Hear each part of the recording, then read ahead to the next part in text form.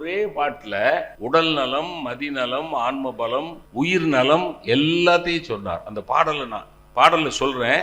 முதல்ல பாடலை முழுமையா சொல்லிடுறேன். அருமையான பாடல் பாரதி.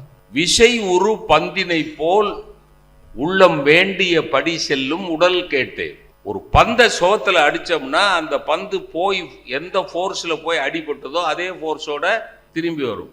விசை உரு பந்தினை போல் உள்ளம் வேண்டியபடி செல்லும் உடல் கேட்டேன். என் மனசு எப்படி என் உடம்பு இயங்கணும்னு நினைக்கிறதோ அதே மாதிரி என் உடம்பு இயங்கணும்.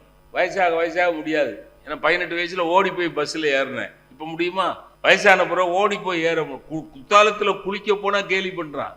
தென்காசி பக்கத்துல கொட்டுது அருவி. குளிக்கலாம்னு போனா குளிச்சுட்டு வர்ற இளைஞன் கேட்கிற என்ன இந்த பக்கம் குளிக்க வந்தேன்டா. குளிக்க வந்தியா? இந்த வயசுலயா? தண்ணி கொட்டிக்கிட்டு இருக்கு, சட்டி பிச்சுக்கிட்டு இருக்கு, இதுல நீ போய் குளிக்க? பார்த்து குளியா, குளிப்பாட்டிட போறாங்க. எவ்வளவு தத்துவமா சொல்றான் பாருங்களேன். எனக்கே 10 நிமிஷம் ஆச்சு அவன் என்ன சொல்றான்னு புரிஞ்சுக்கணும். பார்த்து குளியா, குளிப்பாட்டிடுவாங்கிறான். உடம்பு ஒத்துழைக்காது சார். நசையறு மனம் கேட்டேன்.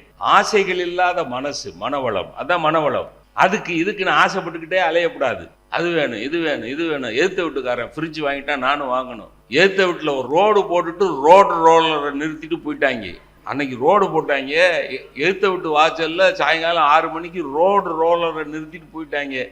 அப்போ பொஞ்சாதிகாரி எந்திரிச்சு வாசத்தொழிக்க எந்திரிச்சு கதவை திறந்தா அந்த வீட்டு வாசல்ல ரோலர் நிற்கிது. புருஷனை போய் என்னங்க அந்த வீட்டுக்காரி ரோலர் வாங்கியிருக்கா, நம்மளும் வாங்கணும்னா விளங்குமா? நித்தம் நவமென சுடர் விடும் உயிர் கேட்டேன். இன்று புதிதாய் பிறந்தோம். தினம் புதுசா உயிர் ஜொலிக்கணும். முகத்தை தொங்க போட்டுக்கிட்டு பார்த்துக்கிட்டு என்ன உழப்பு உழைக்கிறேன். நித்தம் நவமென சுடர் விடும் உயிர் கேட்டேன். தசையினை தீ சுடினும், என் உடம்ப பூரா தீ வச்சு சுட்டா கூட சிவசக்தியை பாடும் நல் வரம் கேட்டேன்.